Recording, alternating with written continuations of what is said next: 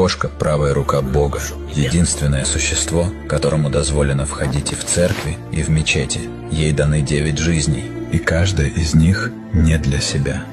Забирая одну беду у человека, она теряет одну жизнь, но всегда оставляет запас. Она – посланница, которая с самого начала поселилась рядом с человеком и сопровождает его на протяжении веков.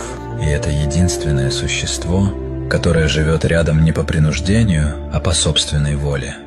Кошка никогда не останется с дурным человеком, но если она выбрала остаться, значит ты достоин. Она не оставляла равнодушным ни одного пророка, и даже великие люди считали ее священной. Ее присутствие было знаком благодати, потому что молитвы и иконы Богу не нужны. Показное благочестие не имеет никакой цены. Именно поэтому к тебе посылают кошек, чтобы проверить твое истинное лицо. Если вы не следите за проектом Апогей, вы, вероятно, никогда больше